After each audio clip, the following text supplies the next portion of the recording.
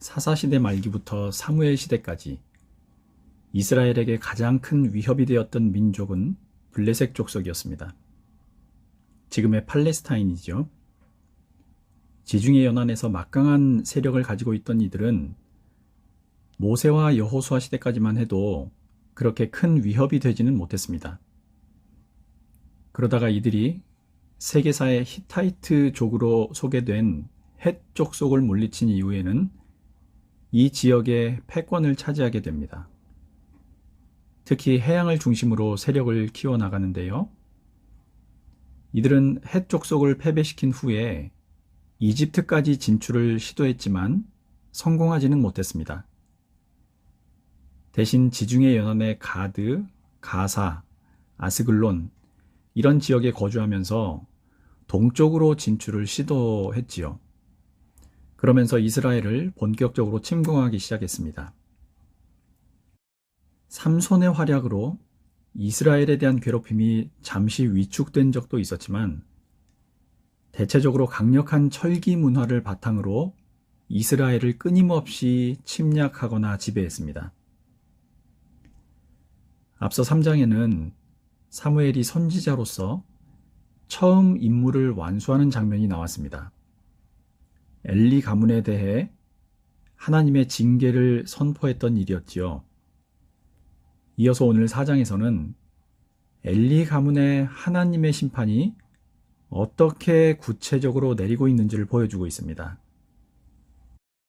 그 과정을 두 부분으로 나누어 살펴보겠습니다. 먼저 처음 1절부터 10절까지는 블레셋의 침입과 이스라엘의 패배가 그려져 있습니다. 이 전투 장면을 보면 당시 하나님 앞에서 이스라엘이 얼마나 무질서하고 하나님 이름을 자기 마음대로 가져다 이용하려 했는지를 보여주고 있습니다.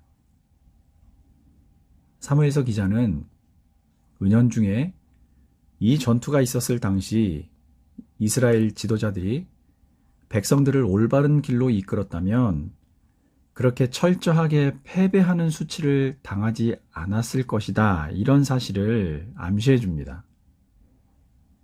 나머지 11절부터 22절까지는 그 전투의 패배에 이은 엘리 가문의 몰락 과정이 비교적 자세하게 기록되어 있습니다.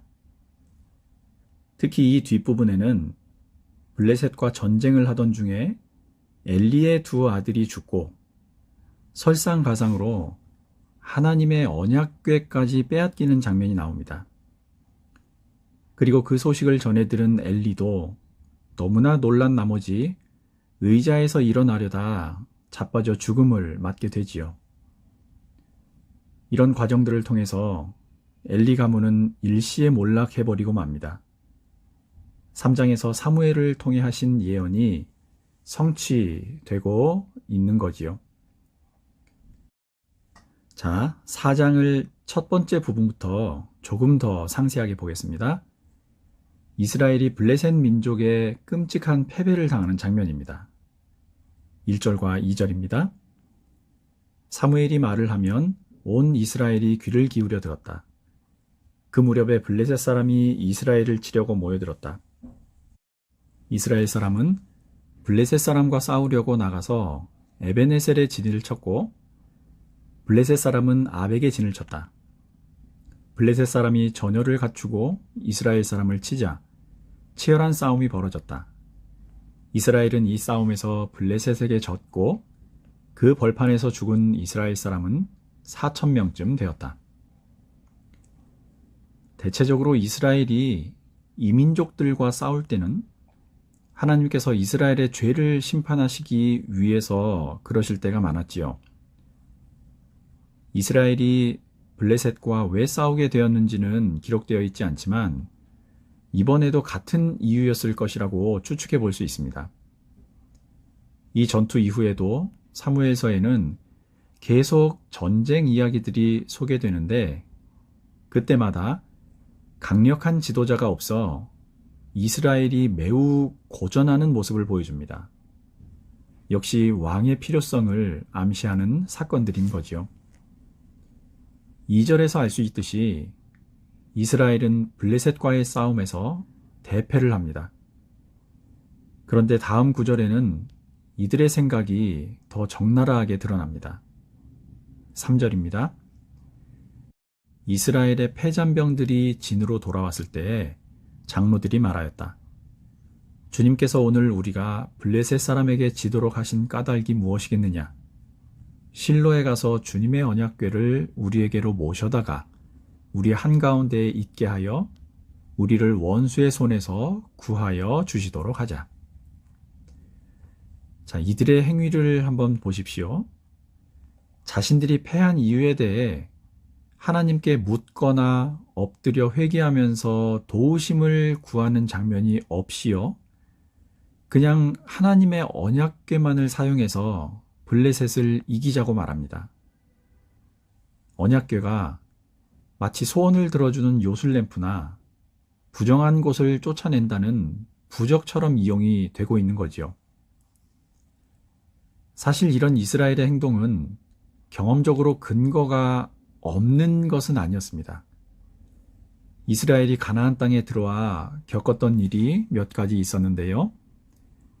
가나안에 들어오려고 요단강에 발을 내디뎠을 때, 그리고 여리고성을 점령할 때입니다. 여호수아서 3장과 6장의 내용이었는데요. 자, 이때를 한번 떠올려 보십시오. 자기들의 선조들이 하나님의 언약궤를 들고 요단강을 밟았을 때 강이 갈라져 발이 젖지 않은 채 건넜습니다. 이후 여리고를 칠 때에도 제사장들이 하나님의 언약궤를 들고 나가 성을 돌고 나팔을 불자 여리고성이 무너졌지요. 손 하나 까딱이지 않고도 제사장들과 언약궤를 앞세워서 큰 승리를 거둔 일이 있는 겁니다. 이후에도 하나님께서는 언약궤를 이스라엘의 진 가운데 두시고 거기에서 이스라엘에게 자신의 뜻을 나타내시기도 하고 가르치시거나 명령하시기도 했었지요. 이들 역사에서 분명히 하나님께서는 이스라엘이 대적들을 물리칠 때 언약궤를 메고 전투를 치르게 하셨습니다. 그리고 이기게 하셨지요. 전쟁의 승패를 좌우하는 것이 너희들 힘이 아니라 바로 내가 하는 것이다 라는 것을 알려주시기 위한 의도였습니다. 그러니 언약궤라는 것은 보이지 않는 하나님의 임재하심을 의미하는 상징적인 뜻이 있을 뿐이지 그 언약궤 자체에 신비하고 강력한 힘이 실제로 깃든 것은 아니지요. 그러나 그런 것들을 따질 마음도 여유도 없었던 이스라엘은 오직 수단 방법을 가리지 않고 승리해야 한다는 생각에만 눈이 멀어 있었습니다. 그래서 자신들이 패한 이유를 하나님께 묻거나 하지 않고 마치 미신처럼 하나님의 언약궤를 사용하려 했던 겁니다. 이런 이스라엘의 영적 상태는요, 결코 지금의 우리와 상관이 없다라고 말할 수 없습니다. 이스라엘 백성들이 전쟁에 이기기 위해서 하나님의 이름과 힘을 사용하려 했던 것처럼 교회도 하나님 말씀을 자신의 뜻에 맞게 선별해서 왜곡하는 경우가 많거든요. 더구나 사람들이 자주 오해하는 것이 하나 있습니다. 신앙인들도 마찬가지지만 어떤 특정한 장소가 신성하고 거룩하다고 여기거나 주로 성지가 되겠지요. 과거에 의미 있는 물건이 신성하다고 여기는 겁니다. 예를 들어 성경책마저 부적처럼 여겨지는 경우가 있습니다. 성경이 하나님의 말씀인 것은 맞지요. 그러나 문자로 인쇄된 성경책 자체는 우리가 하나님을 만나고 그분의 지혜를 구하는 수단일 뿐이지요.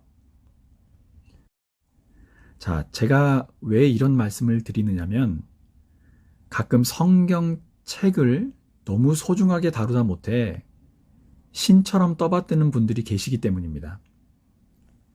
성경책 보관을 잘 못하거나 실수로 물에 젖어 찢어지고 파손되었다고 해서 마치 하나님을 제대로 섬기지 못한 것처럼, 할 일을 다 하지 못한 것처럼 자책을 하거나 슬퍼하는 분들이 계시다는 거지요. 또는 성경책이나 십자가를 지니고 다니면 온갖 나쁜 것들로부터 자신이 보호받을 수 있다고 생각한다거나 더 복을 많이 받고 형통할 것이라고 생각하는 분들도 있습니다. 그래서 늘 가방이나 몸에 이것들을 지니고 다니기도 하는데 이런 생각이나 행동이 모두 하나님을 미신으로 취급하는 불신앙이라고 할 수 있습니다. 우상을 숭배하는 행위인 거죠.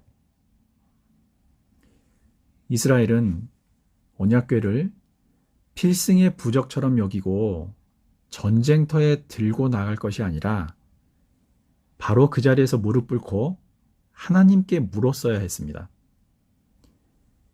그들은 단순히 언약궤만 가지고 나가면 하나님이 저절로 따라붙어 함께 하시면서 자신들에게 승리를 가져다 주시겠거니 이렇게 생각했던 거지요.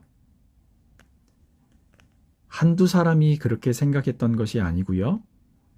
거의 모든 이스라엘 백성들이 그렇게 생각한 것 같습니다. 5절과 6절을 보십시오. 주님의 언약궤가 진으로 들어올 때에 모든 이스라엘 백성이 땅이 진동할 정도로 크게 환호성을 울렸다. 블레셋 사람이 그 환호하는 소리를 듣고 저 히브리 사람의 진에서 저렇게 환호하는 소리가 들리는 까닭이 무엇이냐 하고 묻다가 주님의 궤가 진에 들어갔기 때문이라는 것을 알았다. 언약궤를 이곳으로 옮겨온 것은 짧게나마 성공한 것처럼 보였습니다. 블레셋 사람들이 큰 공포에 사로잡혔던 겁니다. 7절과 8절입니다. 블레셋 사람이 두려워하면서 말하였다. 이스라엘 진에 그들의 신이 들어갔다. 그래서 그들은 외쳤다. 이제 우리에게 화가 미쳤다. 일찍이 이런 일이 없었다. 우리에게 화가 미쳤는데 누가 저 강력한 신의 손에서 우리를 건질 수가 있겠느냐? 그 신들은 광야에서 온갖 재앙으로 이집트 사람을 쳐서 죽게 한 신들이다. 그런데 언약궤의 효과는 딱 여기까지였습니다. 그 뒤 구절을 보십시오. 블레셋 사람들은 이래 주구나 저래 주구나 마찬가지라고 외치면서 차라리 죽기를 각오하고 싸우자고 서로를 독려합니다. 그리고 그 결과는 참담했습니다. 9절과 10절입니다. 블레셋 사람들아, 대장부답게 힘을 내어라. 그렇지 않으면 히브리 사람이 우리의 종이 되었던 것처럼 우리가 그들의 종이 될 것이다. 너희는 대장부답게 나가서 싸워라. 그런 다음에 블레셋 사람이 전투에 임하니 이스라엘이 져서 제각기 자기 장막으로 달아났다. 이스라엘은 이때에 아주 크게 져서 보병 3만 명이 죽었다. 당연히 이길 줄로 알고 안심하던 이스라엘은 뿔뿔이 흩어져 도망치기에 바빴습니다. 그리고 3만 명이라는 큰 숫자가 전사하는 충격적이고 치욕적인 패배를 당하지요. 게다가 하나님의 궤를 블레셋 사람들에게 빼앗겨 버리는 수치까지 당합니다. 모세와 시내산에서 맺으신 증거인 언약궤를 빼앗겼다는 것은 이제 이스라엘의 커다란 역사의 한 줄기가 막을 내렸다는 걸 뜻합니다. 자, 이 일이 가져온 결과는 여기에 그치지 않습니다. 엘리의 아들인 홈니와 비느하스도 이 전쟁터에서 죽임을 당했고요. 아들 둘이 죽었다는 소식과 하나님의 괴까지 빼앗겼다는 소식을 들은 엘리는 너무 놀라 앉아있던 의자에서 그대로 뒤로 넘어져 목이 부러진 채 죽음을 맞습니다. 자, 이 엘리 가문이 몰락하는 장면을 보십시오. 엘리와 두 아들이 이미 숨을 거두었습니다.